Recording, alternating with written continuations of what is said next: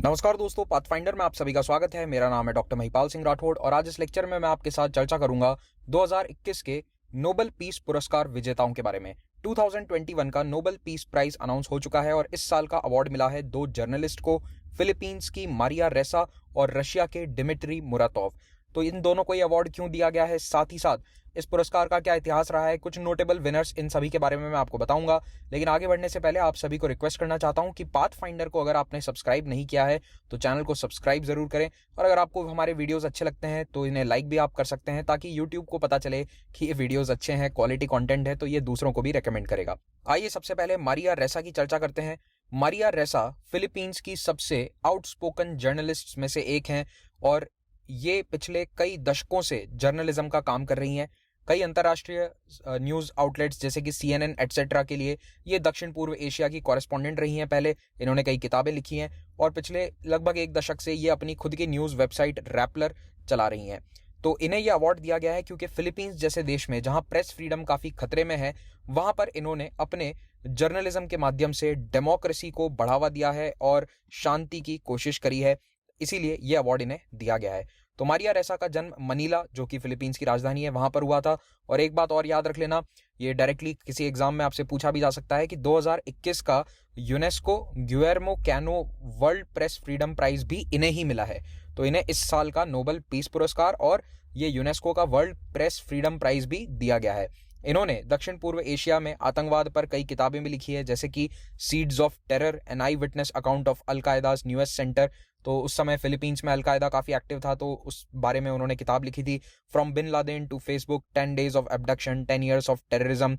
ये इनकी दो फेमस अवार्ड विनिंग किताबें हैं। पिछले 2-3 सालों से मारिया रेसा के खिलाफ फिलीपींस की सरकार ने कई आरोप लगाए हैं, इन्हें जेल भी हुई है, क्योंकि फिलीपींस के जो अभी राष्ट्रपति हैं रोड्रिगो ड्यूटर्टे, ये बिल्कुल भी प्रेस फ्रीडम में बिलीव नहीं करते हैं और उनसे उनकी सरकार के खिलाफ आर्टिकल्स लिखने के लिए या सरकार की आलोचना करते हुए आर्टिकल्स लिखने के लिए रैपलर की CEO मारिया रेसा को जेल में डाला गया है। तो वहां पर एक बहुत ही कंट्रोवर्शियल कानून है फिलीपींस में, जिसको साइबर लाइबेल कहा जाता है। अगर आप लोग चाहते हैं कि उसके बारे में हम कवर करें कि साइबर लाइबेल क्या होता है या ओवरऑल वर्ल्ड में प्रेस की क्या स्थिति है, तो कमेंट्स में बताना, हम उस पर एक अलग से वीडियो बना लेंगे। अभी ज़्यादा डिटेल में उसकी चर्चा नहीं कर सकते क्योंकि हमें दूसरे अवार्ड विनर के बारे में भी आपको बताना है। तो डिमित्री मुराटोव, दिमित्री अंद्रेयेविच मुरातोव इनका पूरा नाम है। मुरातोव को भी शांति नोबेल दिया गया है क्योंकि इन्होंने अपने अखबार के माध्यम से फ्रीडम ऑफ एक्सप्रेशन को रशिया में आगे बढ़ाया, साथ ही साथ शांति की और डेमोक्रेसी को आगे बढ़ाने की कोशिशें इनके अखबार ने करी हैं। तो ये जो अखबार है ये वहाँ पर एंटी एस्टैब्लिशमेंट या फिर एंटी गवर्नमेंट अखबार माना जाता है, क्योंकि सरकार जो रशिया में है इस वक्त व्लादिमीर पुतिन की, उसके खिलाफ इसमें कई बार आर्टिकल्स छपते रहते हैं और इन्होंने काफ़ी कुछ सहा है। मैं आपको एक बात बता दूं, इनके अखबार के 6 जर्नलिस्ट को मारा जा चुका है। Just imagine, 6 of his journalist have been murdered. किसने मर्डर किया ये अभी तक क्लियर नहीं है, कई तो गायब भी हो चुके हैं, लेकिन फिर भी इन्होंने अपना जर्नलिज्म रोका नहीं है। तो दिमित्री मुरातोव जो हैं ये रशिया में ही रहते हैं और नोवाया गजेट जो है ये कई बार रशिया का इकलौता इंडिपेंडेंट अखबार कहा जाता है। मतलब बाकी सभी जो मीडिया है वहाँ का वो स्टेट कंट्रोल में बताया जाता है और मोस्टली लगभग सभी न्यूज़ चैनल्स और हर कोई जो स्टेट मीडिया कहती है वही बताता है। But Novaya Gazette is truly critical and truly independent, और इसके बारे में नोबेल कमेटी ने भी जिक्र किया है। तो इनका जो जर्नलिज्म है वो सेंसिटिव टॉपिक्स पर होता है, खास करके ह्यूमन राइट्स जो रशिया के अंदर काफ़ी कंट्रोवर्शियल हैं, और सरकार का करप्शन, आप जानते ही होंगे कि सरकार कितनी करप्ट है रशिया में। तो इन सभी के खिलाफ वो आर्टिकल्स अपने अखबार के माध्यम से लिखते रहते हैं। आइए अब थोड़ा सा नोबेल पीस पुरस्कार के बारे में जान लेते हैं।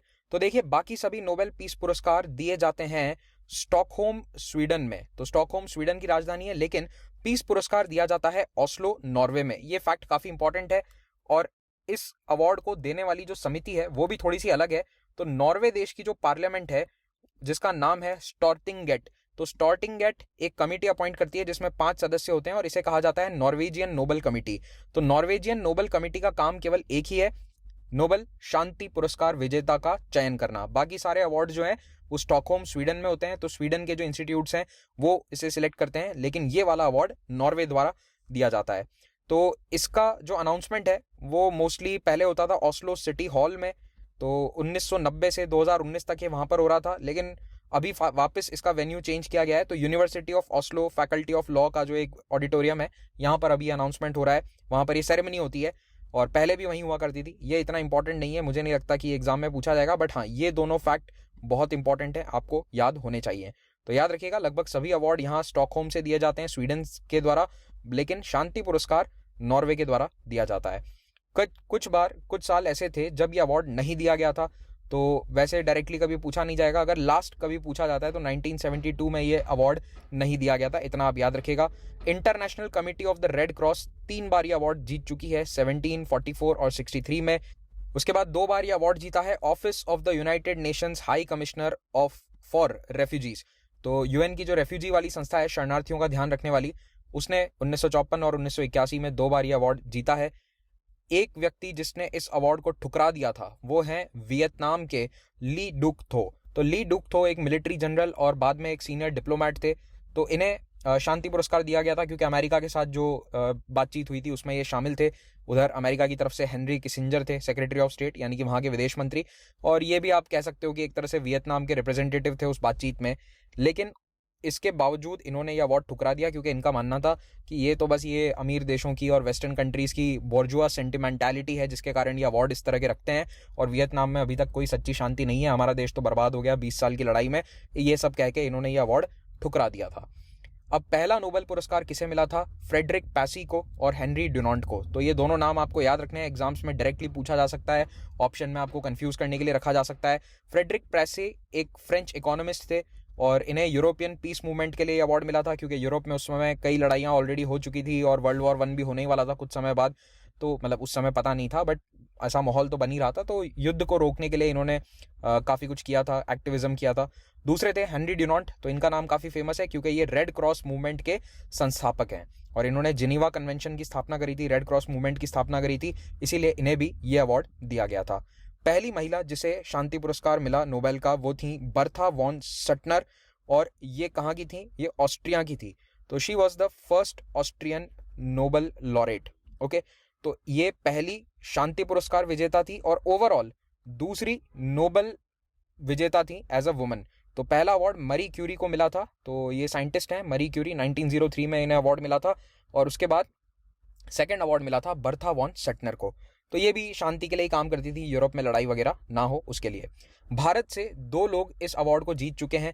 पहली थी मदर टेरेसा जिन्हें 1979 में ये पुरस्कार दिया था इनके चैरिटी वर्क्स के लिए, और दूसरे हैं कैलाश सत्यार्थी जिन्हें 2014 का पुरस्कार मिला था क्योंकि इन्होंने बाल श्रम को रोकने के लिए काफ़ी कुछ किया है। 2020 का नोबेल पुरस्कार वर्ल्ड फूड प्रोग्राम को दिया गया था, दुनिया में भुखमरी को मिटाने के लिए उनके जो एफर्ट्स हैं उसके लिए। तो इसी के साथ ये छोटा सा इन्फॉर्मेटिव लेक्चर आप सभी के लिए समाप्त होता है। आपको इसका पीडीएफ पाथफाइंडर के ऑफिशियल टेलीग्राम चैनल पर मिल जाएगा। अगर आप एक यूपीएससी एस्पिरेंट हैं और 2022 के एग्जाम की तैयारी कर रहे हैं तो अनअकैडमी के प्लेटफॉर्म पर भारत के बेस्ट एजुकेटर्स लाइव पढ़ाते हैं, आप इनसे लाइव पढ़ सकते हैं अगर आप प्लस या आइकॉनिक कोर्स को अवेल करते हैं। तो इन दोनों कोर्सेज की खासियत यहाँ पर दी गई है, आप जो भी कोर्स लें उसमें आपको 10% डिस्काउंट मिल जाएगा अगर आप महिपाल कोड का इस्तेमाल करते हैं। 20 अक्टूबर से मेरा एनसीईआरटी पॉलिटी कोर्स शुरू हो रहा है, 3 से 5 बजे दिन में इसकी क्लास होगी, लिंक नीचे डिस्क्रिप्शन में आपको मिल जाएगा। और ऑप्शनल के कोर्सेज भी यहाँ पर अवेलेबल हैं। जो भी गाइडेंस आपको यूपीएससी सीएससी के लिए चाहिए वो आपको अनअकैडमी की तरफ से उपलब्ध हो जाएगी। 1 ईयर का कोर्स अगर आप लेते हैं तो आपको नोट्स वगैरह भी फ्री में मिल जाएंगे, और ईएमआई ऑप्शन पर आप इस कोर्स को ले सकते हैं। ईएमआई का प्रोसेस कैसे होगा इसके लिए वीडियो के नीचे डिस्क्रिप्शन में एक ऐसा लिंक होगा bit.ly वाला, गूगल लिंक है, गूगल फॉर्म का लिंक है, उस पर क्लिक करके अपनी डिटेल्स भरिए और हमारे टीम मेंबर आपसे संपर्क कर लेंगे।